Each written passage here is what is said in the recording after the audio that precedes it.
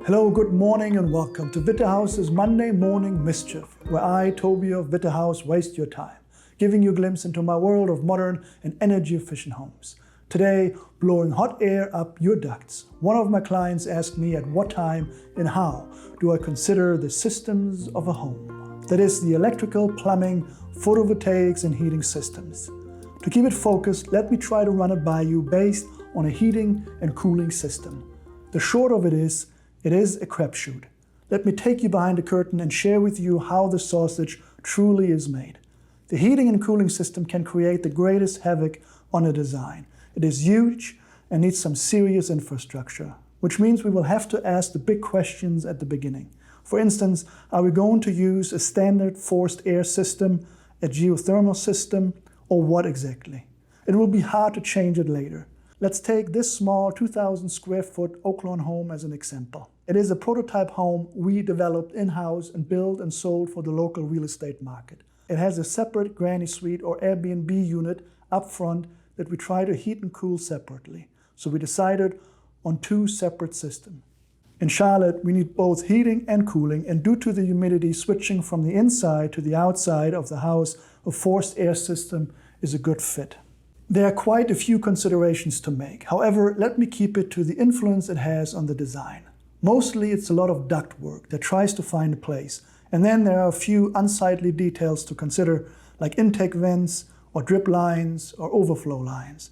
The unfortunate truth is that the residential HVAC industry is not geared to providing any help during the design. They like to come out during the construction and only then, when they see the framing, design the system and duct runs, at which point it is of course too late to account for them in terms of space, which when you design very intentional and detail-oriented projects is a big problem. To involve a mechanical engineer for residential work is not part of the local vocabulary. But I need to know how many ducts we will run, what sizes and where. I need to know what size the interior equipment is, like the furnace or air handler, how much space is needed and where to put it, and how many compressors we need outside and where to place them. So it's left to me to take my best stab and put my experience to good use and lay out a system conceptually. The elements of these systems are so big that this has to happen early, during the sketches, to account for cavities, chutes, and the framing to play along, and, as we move forward, to work it out in detail. Here is the final result of the aforementioned project.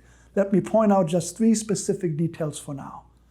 First, here you can see the supply and return lines of the big ducts coming from the attic and then spreading out like a spider web across the ceiling. It was important to run them in the ceiling and in turn the air vents, since the ground floor was to be an exposed concrete slab. Hard to run ducts in that. And so it meant for me to pick and size the right floor joist to make that happen. I choose a system of 16-inch tall I-joists, and to lay it out in a way to be able to run my ducts and vents where I wanted them and to line them up with electrical ceiling fixtures and doorways, openings and the like. Second, I had to provide a place for those vertical runs, so I provided for a hidden cavity right here on the second floor.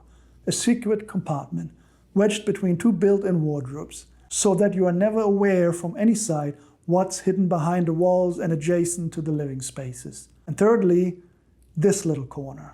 For that guest suite up front, I went for a mini-split system, a system that is essentially ductless, with one single ceiling cassette for the main space that does all the work, except for that one duct running into the guest bathroom. For that to happen, I had to create this fancy footwork for some of the structural members, essentially a pocket and pathway, shortening, hanging, and cross-supporting bigger beams and omitting smaller framing where it would usually go.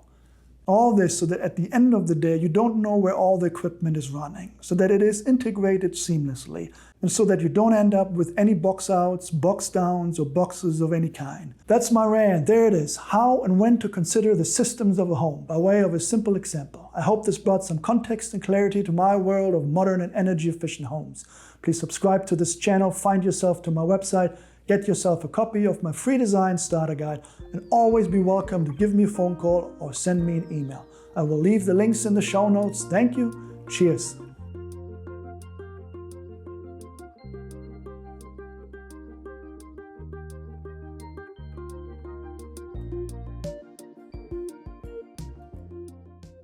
Hello, good morning and Hello, good. Welcome to Wittehaus. Oh, Jesus. Okay. All right. Today, blowing hot air up your keister. Oh. Blowing hot air up your ducts. Oh, too bad. I was actually smiling. Smiling spit. It has a separate granny suite. Oh, gee. Oh, let's try that. And that I shared with you. Yada, yada, yada. That's a mouthful. I hope this brought some context and clarity to my world of modern and energy efficient homes, and that I shared with you nothing at all, brother. And always be welcome to give me a phone call or send me an email. I will leave the links in the show notes. So close. So close. One more time.